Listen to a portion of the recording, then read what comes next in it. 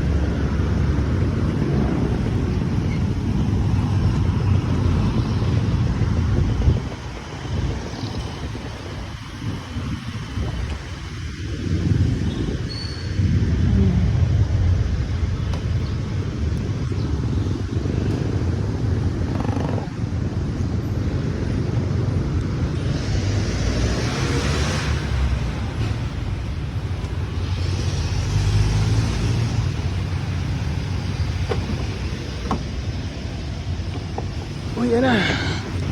Ganda, oh. Parang piyesta.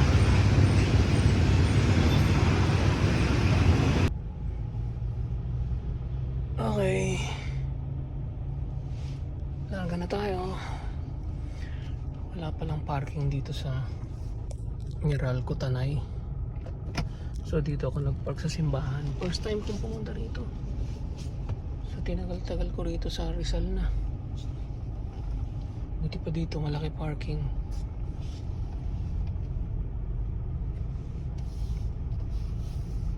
So sa mga Tanay po dyan, ito po ang inyong bayang Giliw. Ano po ang titing?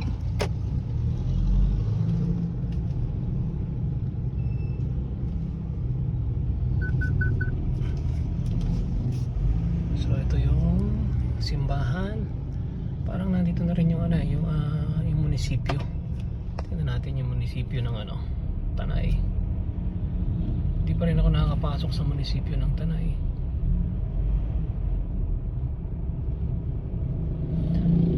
So pag mag-a-apply ka pala ng Meralco, katulad ko na mag-a-apply ako ng Meralco na sa Baras, dito rin pala. So ito na ang bahay pamahalaan ng yan, pamahalaang bayan ng Tanay. Yun,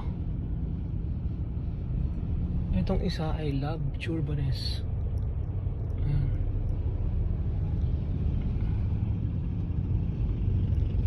Yan ang inyong yung mga taga-Tanay po, ha. Ito po ang inyong ito po ang inyong munisipyo.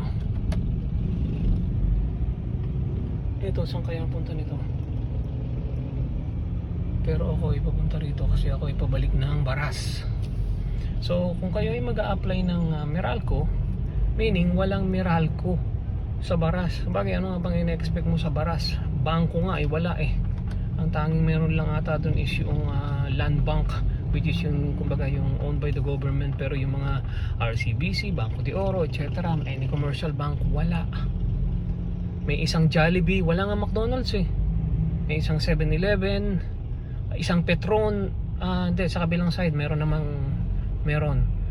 pero bawal lang mga structure dito ng mga, alam mo yun, yung mga mini mall, etc. Ewan ko ba naman kay Baras kung anong gusto niyong patunayan naman sa kanyang town.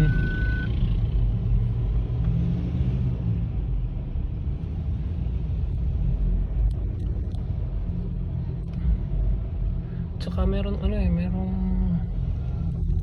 ewan ko, ayoko na. Wenta Baras. Nataon nga lang na nung kami nakakuha ng pasabugin na lang yung property na yun. Is baras. So bye for now. Mabuhay ang Tanay. Diba? So ito na, leaving ano na ako, leaving Tanay. Maraming salamat po, Hane. Ha? So papasok na po ako sa bayan ng Rasba. Bayan ng Baras.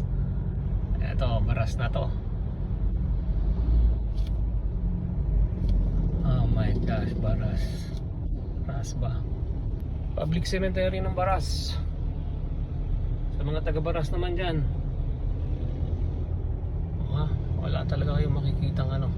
Nadaanan natin yung munisipyo, makikita lang nyo is yun, isang Jollibee, may Petron, 7-Eleven, wala na.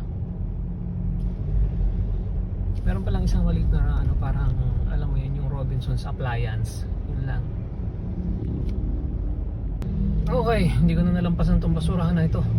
So sa mga taga Baras po, ito na po yung inyong town proper ng Baras, ha. Nako, ayan, sinasabi ko sa inyo na merong isang Jollibee, Petron, I mean Sea Oil pala, may Baliwag, yan, may Robinson's Easy Mart.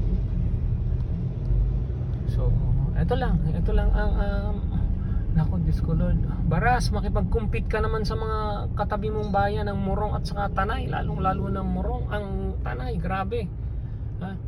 Baga wala man lang sa inyong, ay naku, ayaw ko, ano bang gusto nyo, maging agricultural na lang to habang buhay, panahon pa ni ito pa ang ano, ito pala po ang kanilang munisipyo. Yan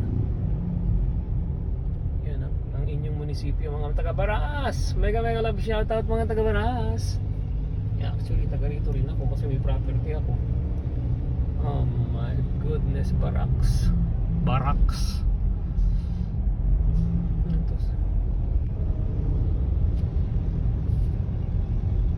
Oh, yan na, ano nakalagay, ha.